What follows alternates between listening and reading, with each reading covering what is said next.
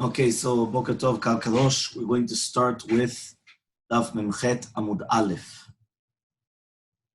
Okay, and it starts as follows. We started saying by yesterday in the Mishnah the difference between, because there we said lo begefet, and we didn't explain if gefet was the psolit, was the refuse of olives, or of shushamin of sesame seeds, which means that you're not allowed to do hatmana with any type of refuse of gefet, but we weren't sure. Does that mean only gefet of olives or also sesame seeds?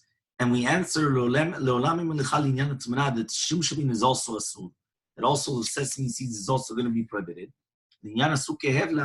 Right? But to do with a suke hevla, zeitim maske hevla, shum shel maske hevla, which means that only the refuse of olives does it add extra heat. However, though the refuse of shum shemin, right, they do not do so. Okay, so any type of the shum shemin over here does not add in the heat, and therefore that's why it's specifically of gefet of zeitim and not of gefet of shum shemin.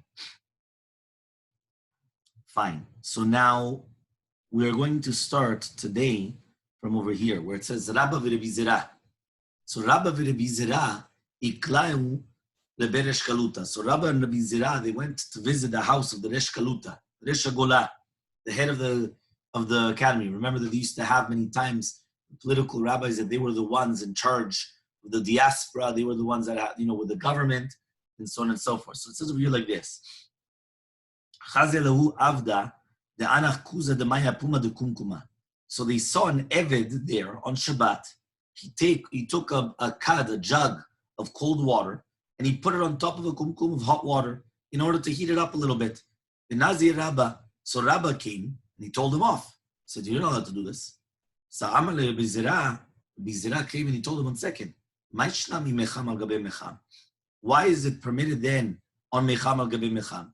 Which means if you right now told him that he's not allowed to take this jug of cold water and put it on top of another jug of another hot water, we're going to see at the end of the Perek Daf Nun Aleph Amud Bet that it's permitted. You're allowed to take a mecham, right, which is a hot water pot, and put another mecham on top, right, and there's no problem whatsoever, in order that it should keep its heat. So Amalei, he said, no. Hatam ukume kamukim. There, right, we're talking about both of them are hot. So therefore, the bottom one is just keeping the cold one, keeping the top one at the same heat, meaning it's just keeping it warm. And therefore, it's not going to be asur. Hacha, but in our case, oludu kamuled, you're making it hot. Meaning in the case later on, where we're going to learn, there were 2 pots. Okay, mecham al-gabe mecham. Okay, so when we're talking about one mecham on top of another mecham, right? He says, I hear this.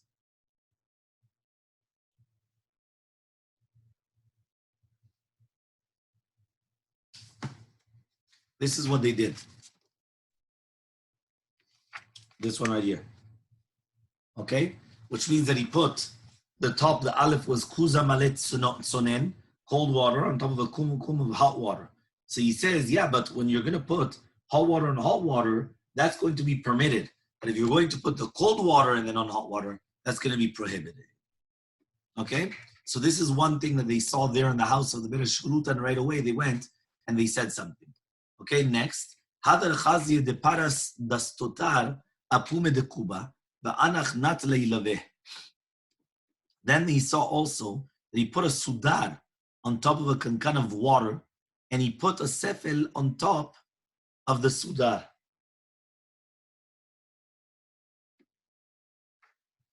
Look. Over here.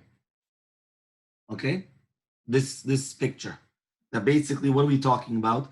You're putting, right, sudar, which is like a handkerchief or like a scarf, right, on top of a kankan of water, and then you put the sefel on top. You put like the natlan, the netilat yadayim cup on top of that. The Nazir Rabba again told them off. He said, why? Amalei Bizera says, Bizera, Amai, why? Amalei told him, Hashta chazit. Now you're going to see why. What happened?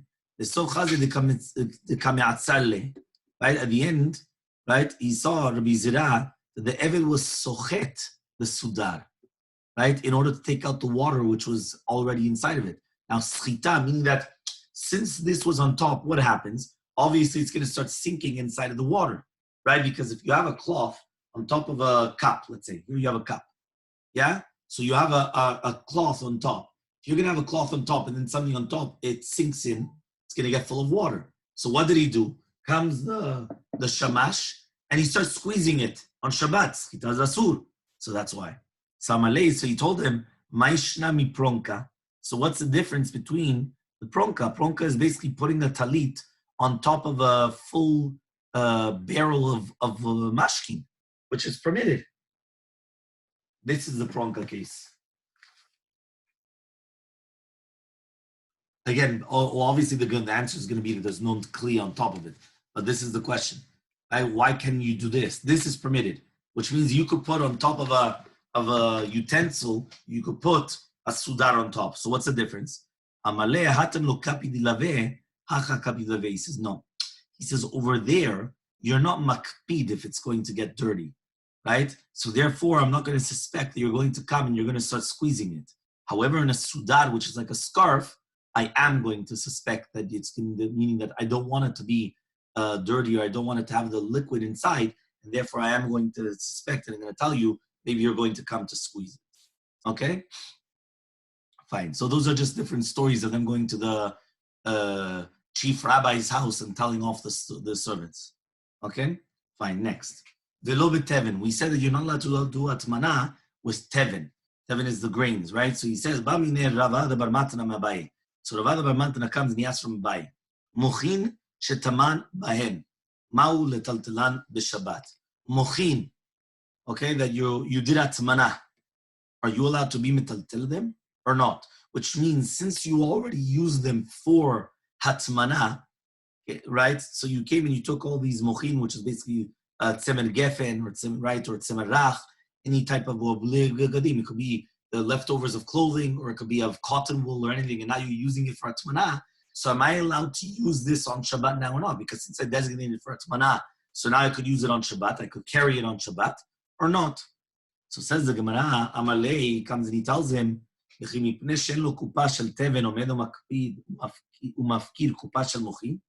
what? Just because I don't have a basket full of grain, so I'm going to come and I'm going to be mafkir an entire basket or entire kupa full of mochin. He's saying what? Because once I didn't have teven, which that's usually you used to do, hatmana, you used to insulate with teven. So he says, because I didn't have this now, I'm going to come and do hatmana b'mochin, which are obviously much more expensive, right? It's cotton wool, or even if it's going to be clothing, but it's more expensive.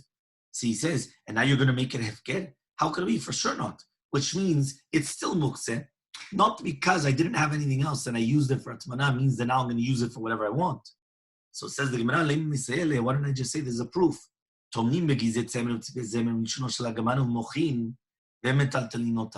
proof is, it's written in Furash in a Braita, that you could do atmana with pieces of wool, okay, which was nigzaz, which means that they sheared it off, or tzipeh zemer, which is basically that they made it like a machzela, they made it like a carpet, okay, but again, it's made out of the wool, or lishonot shel argaman, which is basically tzemer, wool, which is dyed, right? They come and they make them like long little tiny, like tongues, right? They make like long little tiny things in order to afterwards come and to weave them together.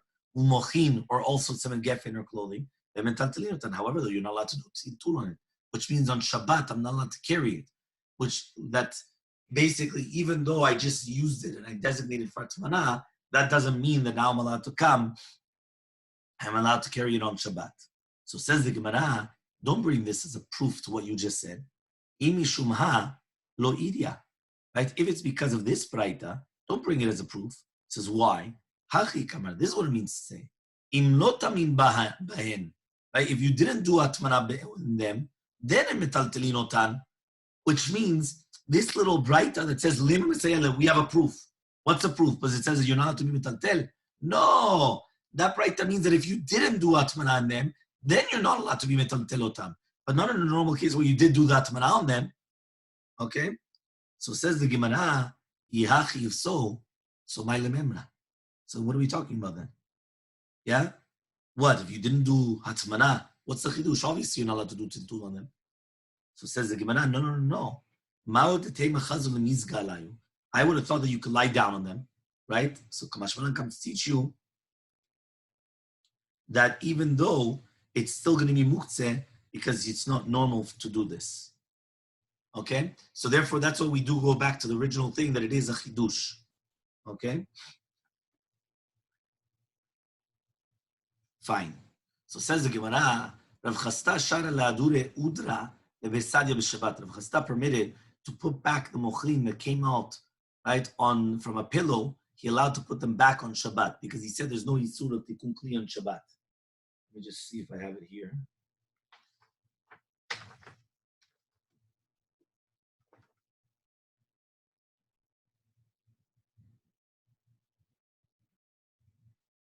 No. Okay. Fine. Okay. So he basically just says you're allowed to put it back on Shabbat. Okay, and there's no problem with tikkun kli. Eight Rav Chanan bar Chasta. So ask Rav Chanan bar Chasta to Rav Chasta, right? He says, 1 second. Matirim bet atzavar b'Shabbat, aval lo potchim. What does that mean? Right? You're allowed to open up a kesher, a knot on Shabbat, because it's not a kesher shel kayama. It wasn't a knot that was going to be there for the entire Shabbat. Aval lo potchim, but you cannot make a new entrance on the Shabbat. So that's this. The first case,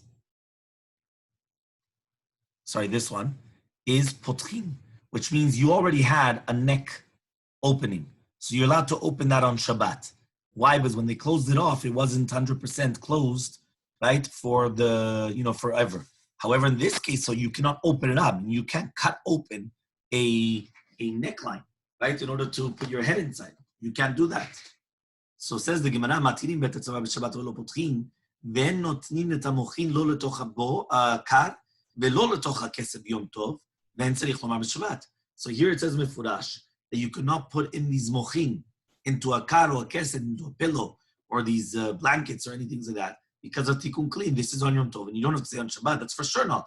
So this is mefurash against Rav Chasta. You just told me that if all of a sudden my pillow opened up and I have a whole bunch of different feathers and things coming out, I could put them back inside of my pillow on Shabbat, and there's no problem. There's no problem with tikkun kli. You said mefurash that there is a problem.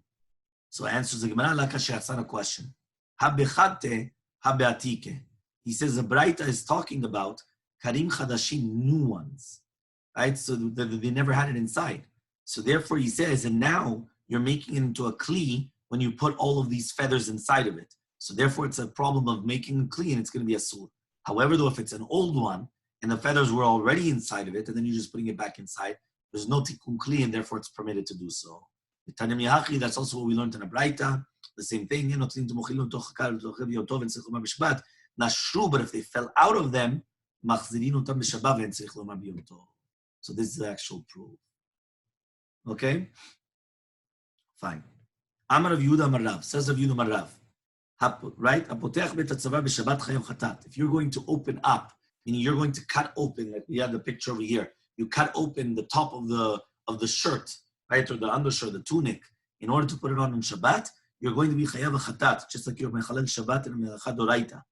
Okay, because it's like makebe patish. Okay, you're finishing off an object. So matkif la Rav Kahana comes and he asks the following question, and he says, Memchet amubet, right, ma ben zulu megufat chavit. He says, what's the difference between this and opening up a barrel? In the olden days, the barrels used to be closed. So you used to take a sword or a knife and you used to cut off the top of the barrel. So this is like the cork, right, the top part of it, and this is the barrel, and you're allowed to open it up. Okay? So what's the difference between this? So the same thing, I'm opening up the clothing on the top. What's the difference between that and a barrel? So Rava comes and he answers him, no. Ze chibur vezenu chibur. He says the top part of a clothing is all connected, right? Because it was all sewn into one piece, okay? And then when you cut open the top part, you made something new. You made a utensil. So you're chayav because of makeh patish. He says the megufa bechavit, which is basically the cork of the barrel, is not considered a chibur. He says why? because it's not one body with the barrel. It was a separate entity that they put it on top of it. So even though it was stuck together, it's made to cut off of it. This is, by the way, one of the reasons why you're allowed to open up, or all these things on Shabbat, because it's a different entity. It wasn't made in one shot.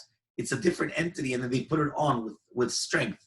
So therefore, to cut that off, to take that off, there's no problem. I saw Ashkenaz that make a hole in the before open it to not make a keli. There are certain Ashkenazim that want to do that, especially because of the Chazon Ish and because of others as well. Some Ashkenazim will only do that, though, usually for metal, right? Also a question, was it considered a utensil before or not? Meaning this bottle cap, was it considered a utensil before or not? So the Piskei Teshuvah does bring down them. Sometimes for metal, they would make like a hole on the top, and then they would open it up. And for plastic, they wouldn't. For sure, for Sfaradim, there's no problem whatsoever. Good. Because Rav Yitzchak Yosef permits in the Yelchu Yosef even opening up cans on Shabbat, right, which is much worse than opening up a bottle. As a can, you're making a beautiful opening also, right? And he permits that as well. So even if we're on cans, but on bottles, you can be more lenient. Okay? So then it says, Rami le Rabbi Yirmiyah le Rabbi Zerah. So Rabbi Yirmiyah came and he asked Rabbi Zerah, Tznan, we learned in the Mishnah and Uksin, Shelal shel kobasin. We're talking about, right, what happens when you have a few clothing which are sewn together.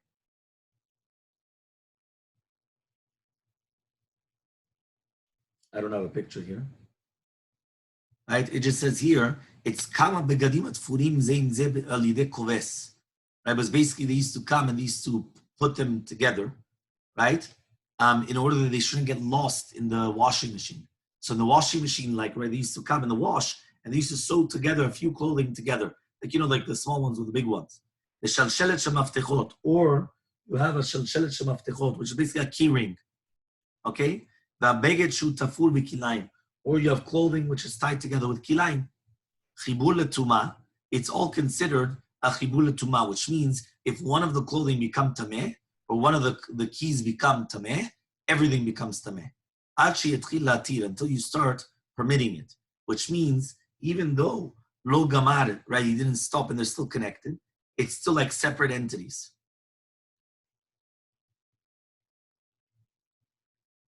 Why? Because you showed that it wasn't one clothing, and therefore the maaseh afrada is taking out from the maaseh chibur. Okay? Now it says, Alma, so you see from here, Shelo beshat melacha, even not during the time of a melacha, it's still considered a chibur, which means even though right now it wasn't the time of doing the melacha and it's connected, it's still considered that they're all connected together. So therefore, he says, Urminu, but we have a contradiction, makel shasao yad lakurdam. What happens if you have this makel, a piece of wood, and this wood is actually going to be a yad, it's going to be a handle, for the kardom, for the gazen, for an axe, okay, of a metal axe. So chibur letuma b'sham melacha in, shlo b'sham melacha lo. It's only going to be considered a chibur during the time of the melacha. But if there's no time during the melacha, so then it's not considered a chibur. So why did you just tell me that in our case it's considered a chibur whether during the time of melacha or not? And here we're saying no, only during the time of the melacha. I'll show you the two cases. This was the case of the keyring. Okay, and this is the case of the axe, the handle of the axe. Okay, so he comes and he says as follows. So he comes and he says,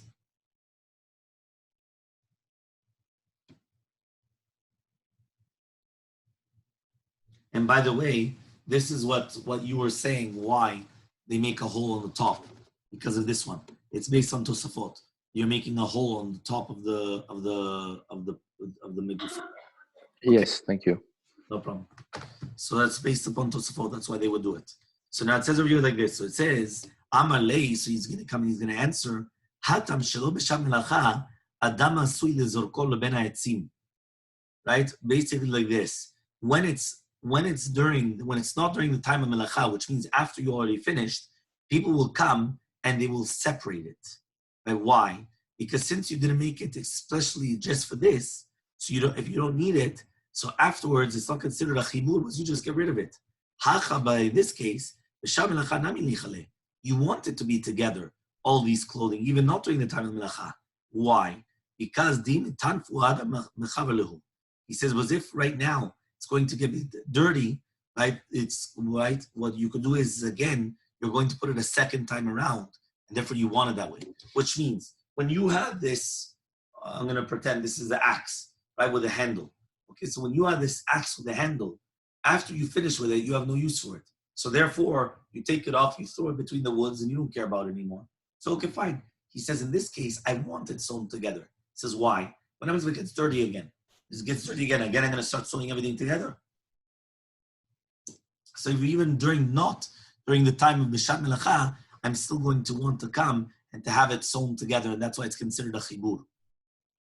Okay? Besura, matnu la lehashmat mishmid Rav Chasta. So in Surah, they taught this in the name of Chasta, and in the Bumadita, they taught in the name of Kahana. Yamni mishmid Rava, or some say in the name of Rava. Man tana haminta de amur Rabbanan. Who is the Tana that the rabbi say, Kol mechubar lo hareu kamo. Anything which is connected to it, it's like it. Which means that even though you don't really need it, the fact that it's connected, it's also a connection to do with Tumah. Even though you don't need it, but it's connected. It's attached to it. So it says the Gemara, Rav Yudah Marav, says Rav Yudah Marav, Rabbi Meiri, it's Rabbi Meir. It's now we learned in the Mishnah in Kilim, Bet apach, ubet atavlin, ubet aner shebekira. So a kira of earthenware, and a klicheres, and the utensils of earthenware which are connected to it. For example, bet apach, which usually they put oil inside of the bet apach, right? Remember, the pach is pach shel shemen, right? The jug of oil, okay? Or the klish menichim tavlin, which is called bet atavlin, or bet aner, right? Where they put the candles. So metamim imagav metamim avir. So if the kira becomes tameh, so therefore also the small kelim become tameh. And the same thing the other way around. If the small kelim, the small utensils become tameh, so to the kira, the oven becomes tameh. So these are the words that Rabbi Meir. Rabbi Shimon says, no, it's going to be tahor. So it comes out that Shitat Rabbi Meir, that he's the one that says that it's all connected, right? And therefore, since it's connected, even though you don't need it, it's going to be asur. So here you have it, look. In this case over here, I keep on forgetting that in the mirror, it's opposite, right? So here it is. This is the oven. Now on the sides, on each one of the sides, you have little compartments. You have one compartment for the candle, another compartment for the oil, and other compartments for all the tavlinim. Okay, that they have it all around the oven. Okay, because those are the things that you need around the oven. So if the little ones get tameh, so to the big one, the kira, the oven itself, or if the oven gets tameh, so to the little ones. That's Shitat Rabbi Meir. Bishimon says no. So Bishimon, I understand Bishimon. Kasav was he holds that it's not considered like the kira, it's not considered like the oven. But according to Rabbi Meir, if it's like a kira, so then afilu ba'avir namir tumeh. So even if it's in the avir of the kira, which means in the middle of the kira, it should become tameh. And if it's not like the kira, so even with touching it should not become tameh. So what's the halacha? Decide. So says the Gemara, no. He says, lo, it's not like the oven. But it was the rabbis that they made the decree. They made the gizera. He says, what gizera did they make? They made a gizera that it's like part of the oven, but it's only going to be if it's mamash touches it, not if it's just in the avir, not if it's just in the airspace. Okay, so says the Gemara, but one thing, if you're already making the decree, made the decree even in the airspace. So says the Gemara, no. Avdubu Rabbanan Akeda, the rabbis made a ker, a recognizable distinction, in order not to burn truma and kochim in it. Which means, remember, truma and kochim, you're only going to come and you're only going to be mitameh. You're only going to impurify it, okay, only in a case when it's truma and kochim, where it's going to be of, it's only if it's doraita that it became tameh. If it only became drabanan, so then you're not going to be mitameh. Okay? You're not going to be, what does that mean? You're going to be mitameh, but you're not going to burn it, because you're not allowed to burn truma and kochim that became tameh midrabanan. Okay? So in order to remember that it's drabanan. Sorry, Rabbi, I don't understand. What's the airspace has to do here? Because the general rule is that when you're talking about a kira of cheres, kli cheres is mitameh also betocho, right? Which means metocho means in the airspace as well. which means not only just touching it, even in the airspace. Let me just see here. Okay, for example, here's the picture. In this case, the bottom one is actually touching it. This is in the airspace. This one, it's touching the bottom. Here, it's in the airspace. Right. What does that mean in the airspace? Airspace means, for example, let's say I went to put it down. It was tameh. I'm putting it down, but I didn't actually make a touch. And I took it out. If you say that it's tameh the airspace, so then even in the airspace, it's tameh. And it's tameh everything. If you're going to say, no. So the question was, miman avshach. If you're going to tell me it's like the kira, so then even in the airspace, it should become tameh. And if it's not like the kira, so then even touching it should not become tameh. So answers the Gemara, no. It's like the kira in the sense that really, be'emet, it's not like the kira, but if the rabbis made it like the kira. So he says, the rabbis made it like the kira, so be metameh also their space. He says, no, we wanted to make a heker, a recognition, something recognizable that says that it's not doraita. Because if not, imagine right now you have Tuma and Kochi, and you put it in the airspace, and now you're going to come and say, go burn it. That's it. You can't burn it, right? You could only burn it if it became Tameh Doraita, not because of a rabbinical decree. So in order to distinguish that, we purposely did that. Okay? No problem.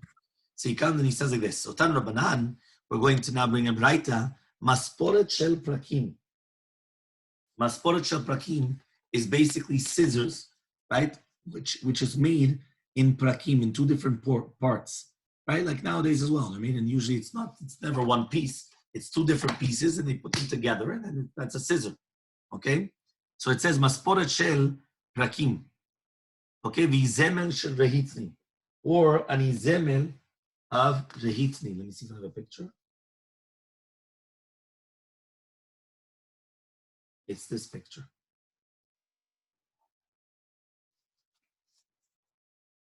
This one up here. Okay?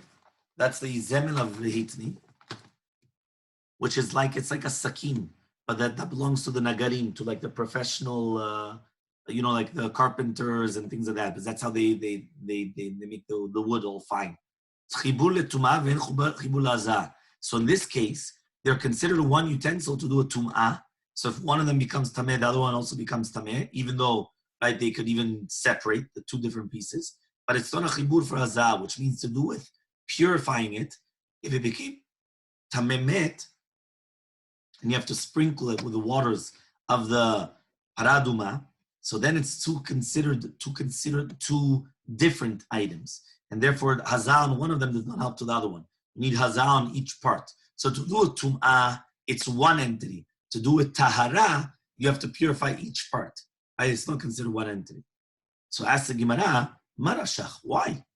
If it's a chibur, if it's considered together, safilu lazanami, so then even for sprinkling in it should be considered together. And if it's not a chibur, so even for tum'ah it should be the same thing.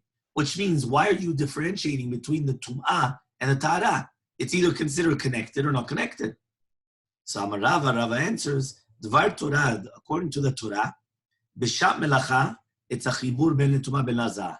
It is considered a chibur. Whether for tumah or for za'ah, for the purity or in purifying it, it's all going to be considered a chibur. B'shelo b'shat melacha, it's not a chibur. Not for tumah or not for hazah. Okay, Memtetum Dalef. The Gazru Rabbanan, the rabbis were the ones that decree, Al tumah b'shelo b'shat melacha, on tumah that was not done b'shat melacha, mishum tumah sheb'shat melacha, because of the tumah that was b'shat melacha. Okay, which means the rabbis made a decree on tumah not during the time of melacha, because of during the melacha, and haza'ah b'shat melacha mishum haza'ah shelo b'shat melacha. So because of that, it was a rabbinical decree in both of them. The rabbis, so therefore, to do a tumah, okay, that's what we're saying. We're considering it two different utensils, and that was a rabbinical decree. So too, to do with the haza'ah, we're considering it also to consider two different utensils as a rabbinical decree in order to come and in order to purify it. Okay?